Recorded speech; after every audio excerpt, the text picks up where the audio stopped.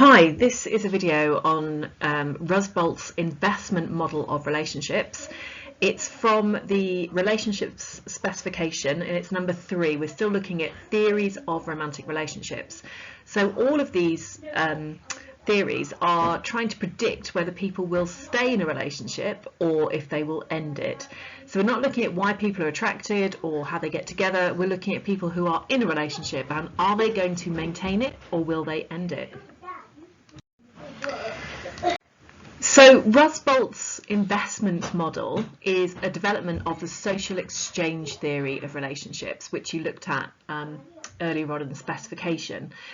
And what I'd like to do is pause the video and just remind yourself or whoever you're working with of the 3 elements of the social exchange theory. Sorry about that typo there. So pause it now and tell the person next to you what they are.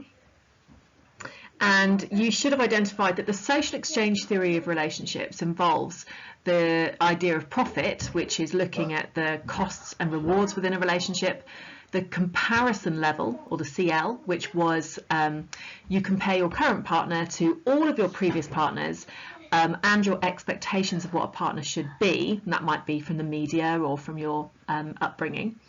And the third part of it is called the comparison level for alternatives, or the CL alt, and that means that it involves everything from the comparison level, so you comparing your current partner to everybody else you've ever been with and what your expectations are, but also to attractive alternatives. So that means that someone new has popped up in your life and you look at them and determine whether they might be a better prospect as a partner than your current partner. It's really quite shallow. So Rusbult's investment model uses all of those 3 things from the social exchange theory of relationships, but it was developed as a way of understanding why people persist in some romantic relationships but not others. And so it involves everything from the social exchange theory, but it also includes investments. So the investment model identifies that a relationship will persist or not based on the satisfaction level, which is your rewards and costs, like that profit and loss feeling, the investments that you have in the relationship. This is the different part, and that is talking about the investments that tie you and bind you to your partner, and we'll look at those in more detail. And it also says if there is an absence of CL alts, so a better partner, then that will predict that you will stay. Just a moment. Sorry, I was just talking to my children. So this is Rusbult's investment model. So you can see on the left you've got rewards and costs and the comparison level all feed into something called the satisfaction level. Then you've got the comparison with alternatives, the CL alt, and so all of that, which feeds into the commitment level, we've already known about from the social exchange theory. The investment size, that third part on the left-hand side, that's the difference. And so Rusbult said that satisfaction, comparison with alternatives, and investment side all feed into the commitment level. And then the commitment level determines the stability of the relationship. So will I stay or will I go? There are also maintenance mechanisms, which we will look at in more detail. So we'll just break that model down a little bit. You should have, with my students, I've sent you a handout R06, which is the template of the model for you to fill in yourselves.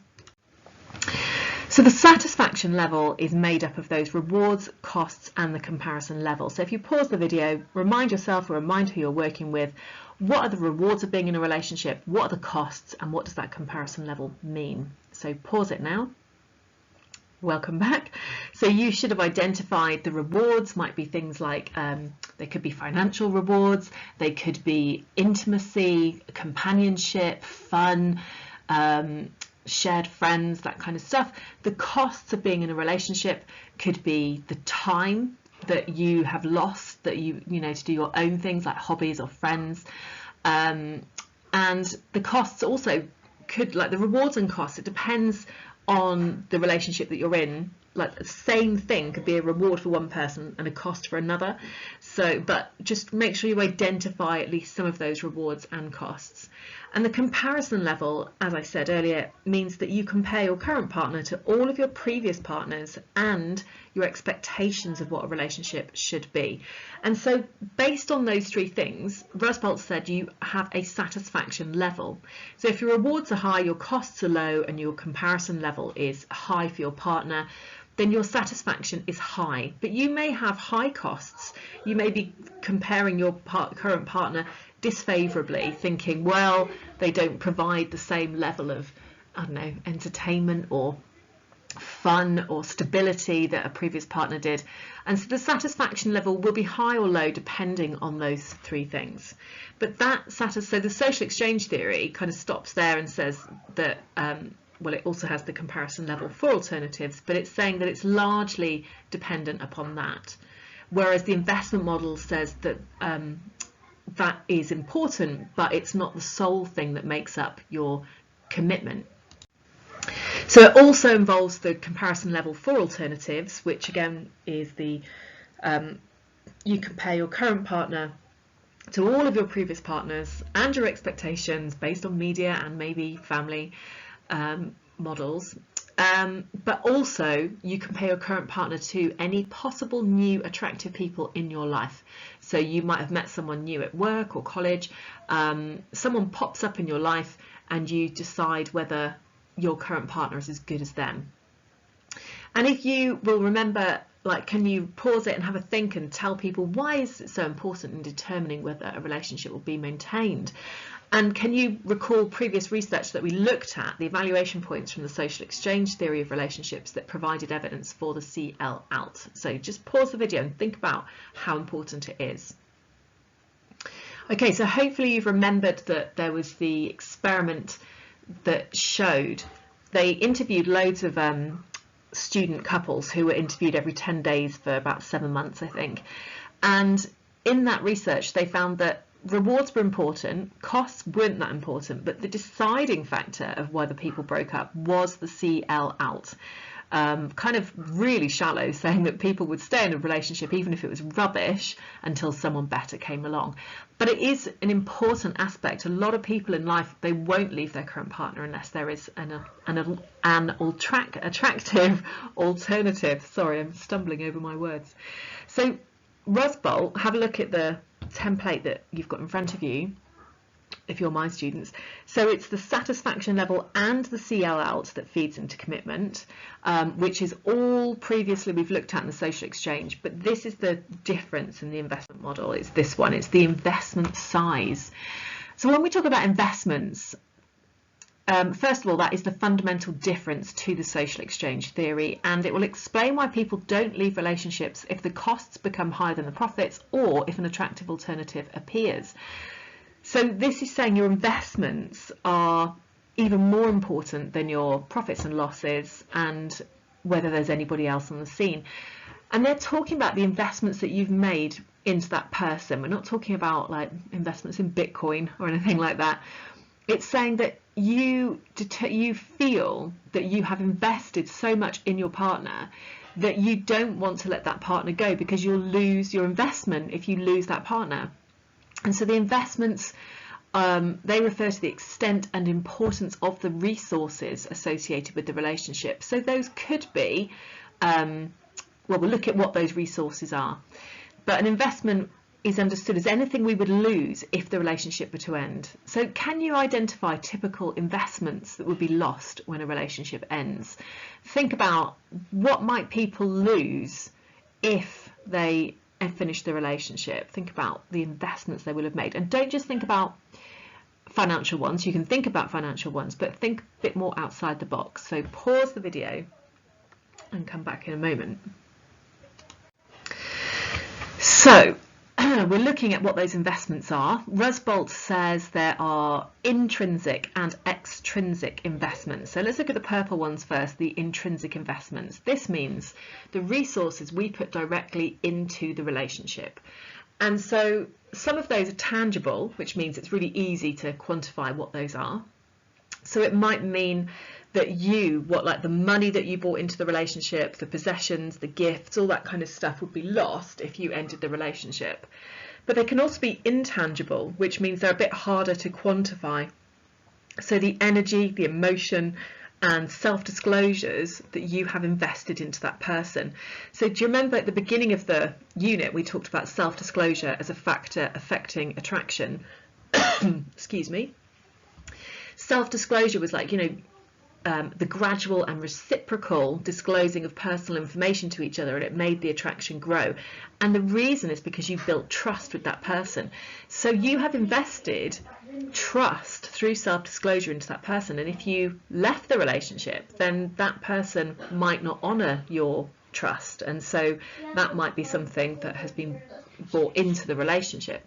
But also, it's, the energy and the emotion that you've invested into that person might be hard for people to let go of, because it's every single relationship has ups and downs and rocky times, and people will say, oh, we've had our ups and downs, but we still love each other. You always hear people who've been married for a long time say that phrase. And so it takes a lot to get through the rocky times, the difficulties that people have together, which could be anything, could be financial difficulties or bereavement issues, or what else? What other issues people might have, one partner might have been made redundant, and so you have like a rocky time in the relationship, and so you've invested so much time and energy and support and effort. People might not want to let go of that. The extrinsic investments, the ones in red, these are resources that previously did not feature in the relationship but are now closely associated with it. So that means that kind of things that you have created together as a couple, and again, they could be tangible. So possessions that you bought together, you might have bought a house together or a car, you might have life insurance, you might have children together, and mutual friends. And if you ended the relationship, then you wouldn't have those possessions. You might have to sell your beautiful home that you've created together because you can't afford to, you both have to leave it, and it might be that although you won't lose your children, you will have to have a different relationship with those children because you just won't be seeing them every day, that kind of thing. They can also be, William and Edward, could you go in the playroom please? They could also be intangible, which are harder to quantify. So I've got here shared memories.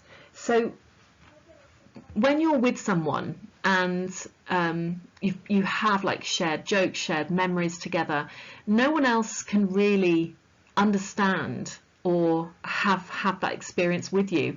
And so if you end the relationship, you are left with memories that only you can talk about. You can't have the joy of laughing together about just being nostalgic together. And so that's something that you would lose if the relationship ended. So those three things feed into commitment level. You've got the satisfaction level, the comparison level for alternatives, and the investment size. All of those things feed into how committed you are in a relationship, and the commitment level will predict whether people will stay or whether they'll go. So make sure you're looking at that model. In fact, let me just quickly show it to you again. Oop. Mine doesn't look like I will be. I can't go backwards. So hopefully if you're my students, you've got the template in front of you, but you can see that satisfaction, CL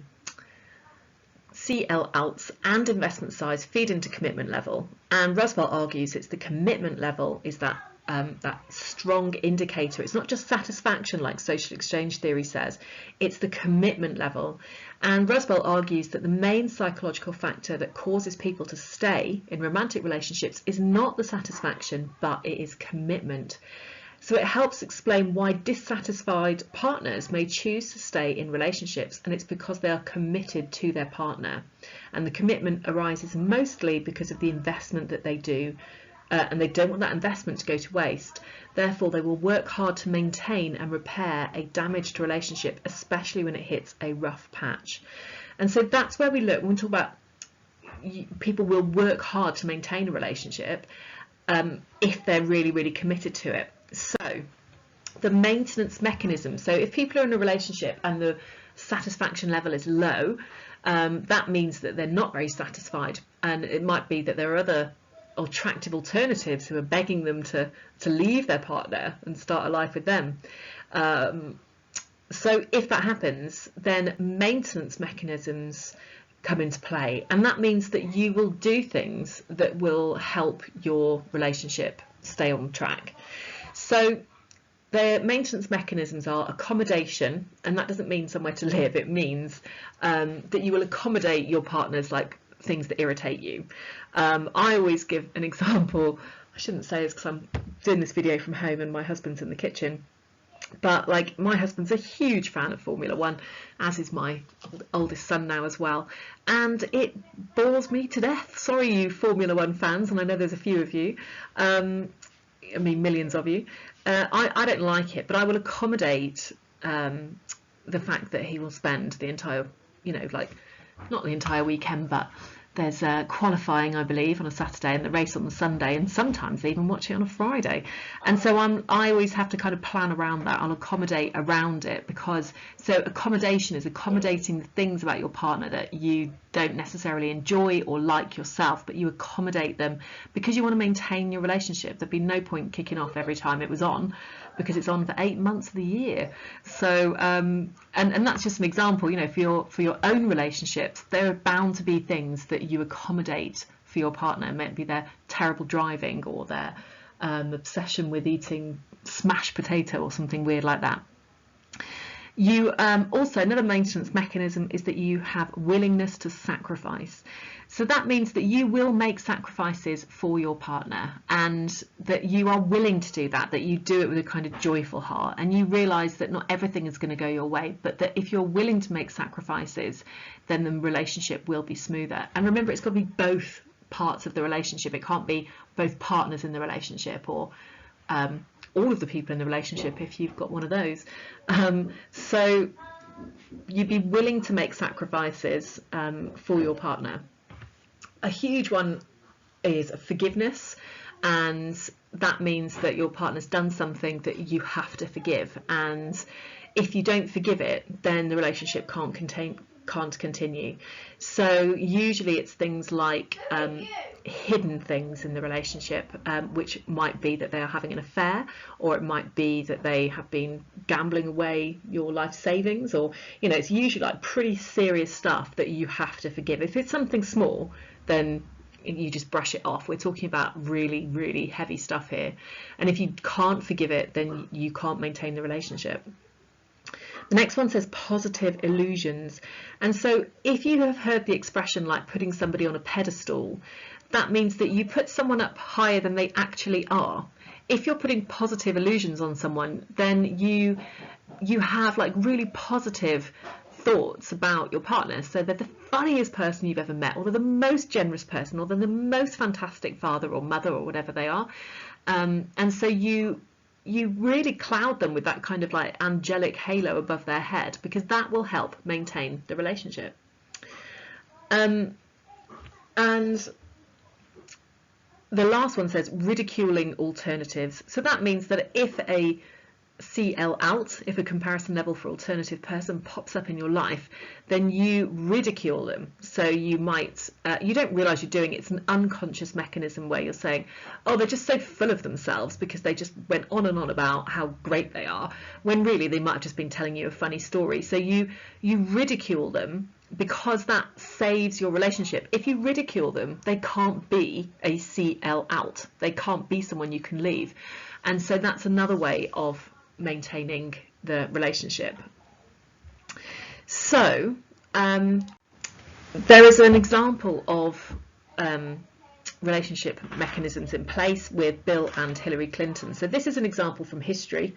It's from the 1990s, and Bill Clinton was the president in America, and he went on national TV adamantly, vehemently saying that he had not had sexual relationships with that woman, and he was referring to a woman called Monica Lewinsky, who's in the top right hand picture. You can see that's Bill Clinton in the White House with Monica Lewinsky, who was an intern, which is like a volunteer, I believe. So they had an affair. He vehemently denied it, and then the truth came out that he had had an affair with her.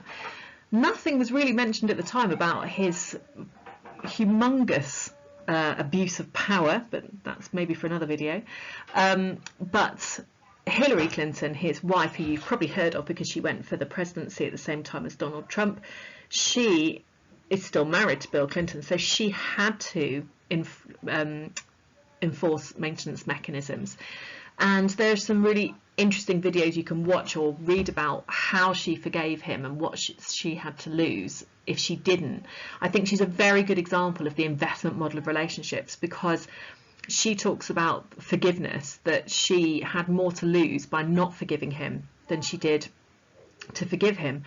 And she had both intrinsic and extrinsic investments, and they're a very high profile couple with a huge amount to lose. America is still a very kind of conservative place. I can't imagine that if somebody was divorced that they would be able to run for presidency. So all of her like career goals and ambitions were kind of there mixed into it, as well as that was her husband who she loved and was betrayed by. So they had a daughter, they have a daughter as well, Chelsea. So that's quite a good case study of how people might need to maintain their relationships.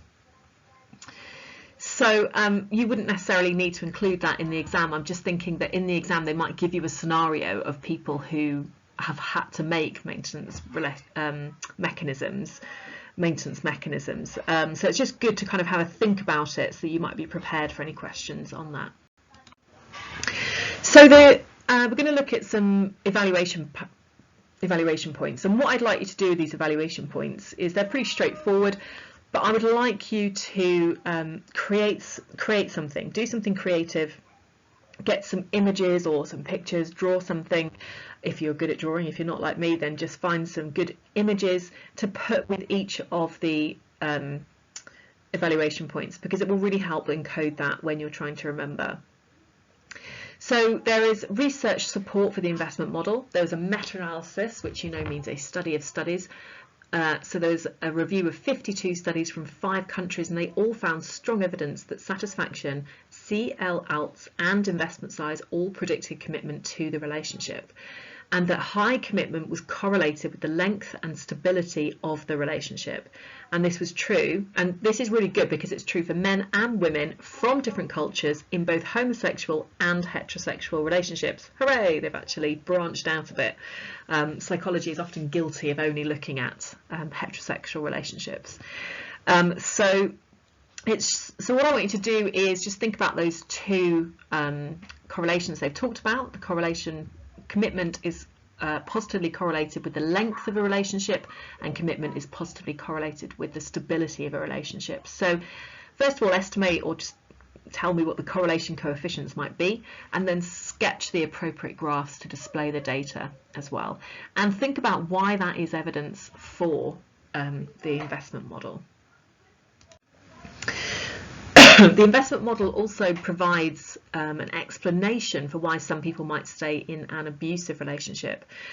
The model recognises that victims of abuse are obviously not satisfied. They've got huge costs, they've got very few rewards, so why would those people stay in a relationship? And so it can explain it because of the investment. And there was a study of women at a shelter who found that those most likely returned to an abusive partner were the most committed, and they reported making the greatest investments and having the fewest attractive alternatives. So they were the ones likely to have financial stability from their partner and somewhere for their children to live. So even though they themselves in the abusive relationship had very low satisfaction, their investments were very high. A criticism of the investment model is that it's too simplistic, because it's not looking at plans for the future. So think about, what are your plans for the future? What are you hoping to do in your life? And you might be thinking about, I don't know, travel or further study or having your own family or your own business or something like that.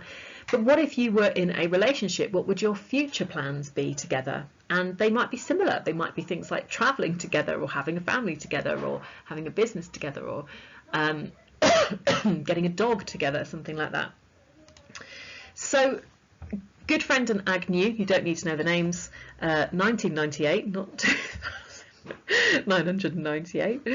They argue that the investment model is too simple because investment doesn't take into consideration your future plans as a couple. It only looks at the investments that you have brought to the relationship either individually or that you've created together. It isn't looking at your shared hopes and dreams that need each other in order to work out.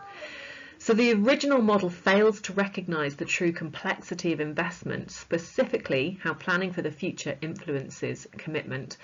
And so an example might be, supposing a couple have been through a really long, lengthy, complex adoption process, which is often quite drawn out. That cherished plan together to have to adopt and to have your own family together might be so strong, that future plan, that might be something that is a future investment that might keep people together. Another criticism of the investment model is that it's hard to measure.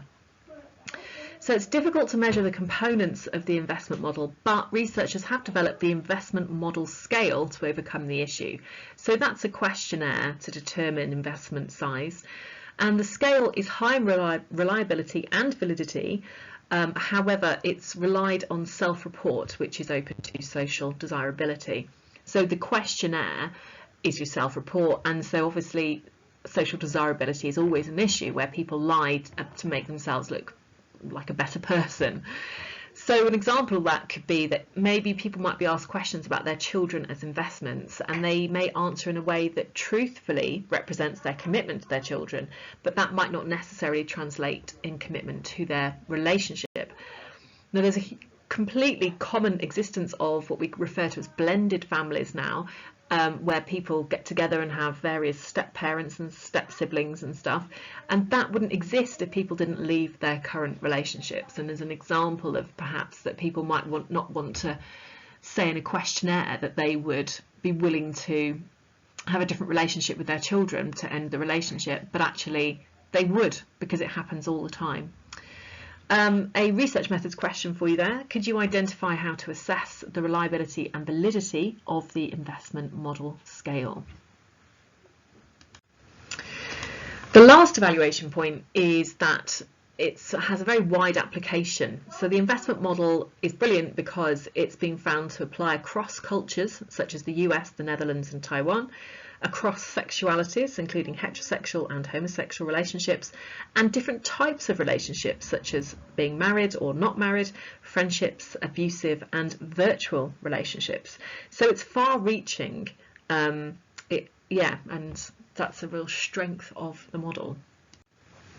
So if you are in touch with other people in your class, then get in touch with 3 of them and use MS Teams if you're one of my students to play Articulate. So under the Files tab on MS Teams, under the Relationships folder, you'll see a handout called R07, and that is oh sorry, my children are giving me, tell me when you are done. My children want me to tell them when I've finished, so I will. So if you are in touch with other people, then download handout R07, and it has words on it all associated with the investment model of relationships. Now, we have played Articulate in class before, so you just get into pairs as a team and you want to try and get the people to say what's on your particular card without saying the word on the card, and it's just really good for kind of recall and thinking quite deeply about the investment model of relationships. But you don't have to do that, but it's fun, so go crazy. Okay, so the last part of the lesson is all in yellow, so you'll know that it's a design a study, or it's research methods. And what I want you to do is, once you've done the task of putting the evaluation points into a creative format, so I don't know, make a poster or a PowerPoint or something, and find really good images that go with each of the evaluation points to really double encode that information. And then I want you to try and find a way to remember at least 4 of them, like to come up with a little story or a mnemonic or something that leads you, and have a practice of writing that evaluation. When you've done that, then there is a design a study. So this will help you think about the investment model of relationships, but it will help you practice your research methods. So it says, research has shown that investment is a strong indicator of commitment. You have access to 20 married couples who are all about to embark on marriage counselling for 6 months. Half the couples have a mortgage together, the other half rent. None of the couples have children. They will attend couples therapy sessions and complete homework tasks that the couple must carry out together. Create an experiment to find out whether the extrinsic investment of having a mortgage together is a strong prediction of commitment. And if they're not committed, then they will end the relationship. In your answer, you should fully operationalise the IV and DV, provide details of how you would control for extraneous variables, describe the procedure that you would use. You should provide sufficient detail for the study to be carried out, identify and justify how the results should be displayed in a graph, and the correct inferential statistics test to be used, 12 marks. So with a designer study, you get marks for answering all the things on the bullet points, and it's split into 4, so roughly like 3 marks per bullet.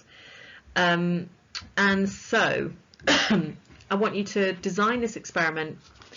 Why have you put credit card? Go away, boys. I'll be 5 minutes, okay? Okay. Sorry.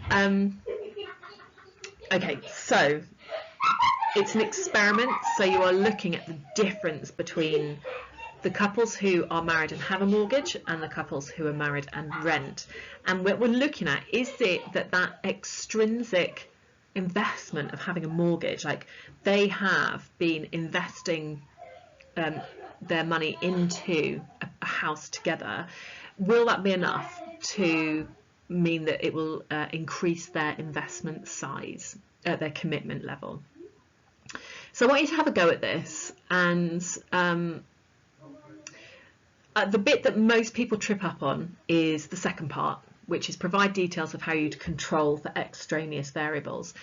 And so when we talk about control measures, then you should think pilot studies really can validate individuals, which stands for pilot studies, standardized instructions, random allocation, counterbalancing, videoing, and inter-rater reliability. Those are the control measures, and you've probably noticed that this is an independent group's design because people either rent or have a mortgage, and so the control measure for that is will normally be random allocation, but you can't use random allocation because it's a quasi experiment, isn't it? Because people are either you can't randomly allocate them into either being renting or mortgage. And so therefore you need to focus in on the pilot study as your control measure. So remember that when you talk about a pilot study, you must say not just what a pilot study is, but say what you would test for in this particular study. So think about all the different elements of this, what of the procedure and how that might affect the DV. So just have a really good try at that. And I think that is the end. It's almost the end, actually. So that's what you're going to do. So for the double lesson, this video looks like it's about half an hour long. But you've got a lot of work to do because obviously the lesson is nearly 3 hours. So you're going to have a go at that evaluation task. You're going to have a go at this designer study. And then what I would like you to do is for the next lesson, for the single lesson, which you will either have on the Wednesday or the Friday. You've got to go now, boys, sorry. Then I'd like you to do some flip learning. So the last part of this part of the specification is called the breakdown of romantic relationships. And I will put a link to a video that I'd like you to watch that I made that's a lot better than this one because I'm at home with lots of distractions. So the video is on the breakdown of romantic relationships, but it's a bit weird because I made it before. Look, can you please just give me a few minutes, all right? I mean it. Go and see Daddy for a few minutes, please. Oh, they just gave me a piece of paper that says love poop on it. So, okay, so the breakdown of romantic relationships. When I first started teaching this on the old spec, they used a more up-to-date model of the breakdown of romantic relationships. It's called Duck's model. So when I made the video, you'll notice I look much younger because it was like about 6 years ago, and I've aged because of everything, but it's got more in it than you need. So basically what you need to do is only watch the first half of the video, which is on Duck's model. Don't bother with the rest of it. The new spec, so your spec, you will only need the following 4 stages, which are called intrapsychic processes, dyadic phase, social phase, and grave dressing phase.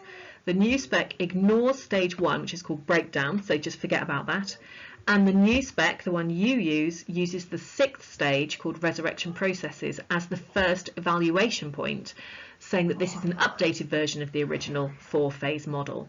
So in the video, it will say that resurrection processes is part of your AO1, but for us, resurrection processes is your first evaluation, it's your first AO3. And that's all you need to know, really. So it's only about like 12-13 minutes that you need to watch. I think the whole video is about half an hour, but you need to watch that before the single lesson, because that will teach you what you need to know about Duck's phase model of breakdown of relationships, and then we'll do activities based on it in the single lesson. So your directed study is to complete the flip learning activity, which is to watch that video, and also do the can you questions from page 77 of your textbook. And if you really want to go for it, then do a past paper. So, but any questions, then please do get in touch, and that is the end.